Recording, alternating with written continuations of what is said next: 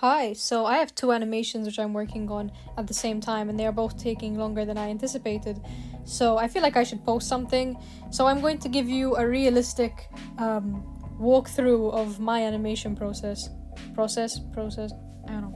Um, from someone who is not a professional animator, I am a 17-year-old with a sudden burst of motivation, which is very rare. So anyway, I use Procreate now. I don't think I can show the logo without getting in trouble, so yeah. Anyway, I've gone ahead and drawn a background. It is by no means anything special, but it's a background. And it doesn't move, so I didn't bother showing that. I just start off with a simple sketch, kind of, if the head is going to be the main focus in each of the frames, then I will draw that first. And I'll keep that on one layer. Then, how I'll go about the moving parts is I will first draw the basic shapes.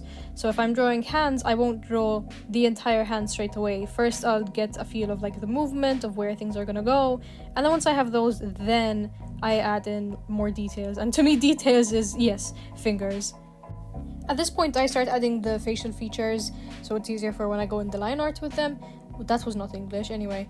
If you see me zooming out at any point, it's because I realized that I'm gonna have to animate a figure in and not just the reflection, which was like, oh, crap. Anyway, I'm gonna use this time to talk about basically what my animations are about.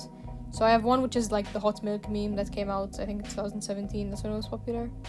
And then another one which, I guess it's original, but yeah, it is original. I don't think anyone's used the song for that kind of stuff, but I don't know how people will be able to put their own spin on it. I think it's very specific. And obviously it's like the Wotan Files related. And it's mainly focused around Felix. So yeah, I'm drawing Felix in this, if you couldn't tell. I started just doing the line art. I apologize for the noises of my air condition, but it is literally like 36 degrees here. I also apologize for the sausage fingers that I'm drawing here. But yeah. So I will draw this and then I'll make another layer and basically trace the previous one. I don't just duplicate it because I think when I actually come to animate it, it will look flat. I feel like if I just add a new layer and trace over it, it's a bit more organic. Is that the word to use? Probably. So then I'll make a copy of the alternating layers and put them on top of each other in a way that when I animate it, it'll go from one to the other. And then I take the ones which I did of the hands and put that on top. Again, alternating frames. So, see, does it show what I'm doing here? Where it's like, I'll put one and then the other on top. It'll make more sense when I actually play it. I'm really bad at explaining things.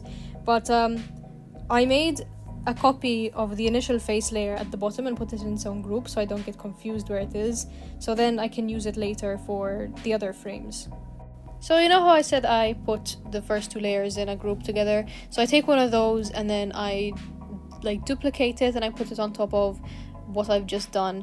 So now I can animate the next frame of the hands and not have to draw the face all over again. I keep stopping and starting recording because for some reason it only lets me record small intervals. But anyway, I just color everything in.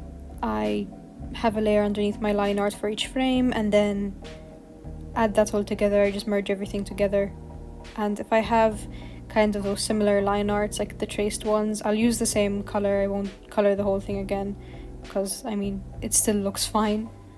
So when I have objects which I cannot merge into the background, but they're still they're in front of the main layers that I drew, but they're still kind of part of the background, I will duplicate that and put that over each layer so then I can merge them all together and they are just the separate frames, and then I can get rid of that or just hide it or whatever. And then I'll change canvas and I'll go to animation assist, which is on purpose for animation, obviously. This is really good because there's still the onion skin option, the blending of certain layers, but in this case I don't think I really need it.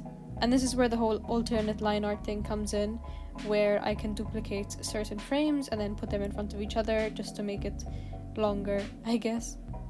And yeah, that's pretty much the method I use for this kind of frame. I'm gonna zoom everything in so obviously the shadow person doesn't look that still. But yeah, I'll just show you some other examples that I also use similar methods in.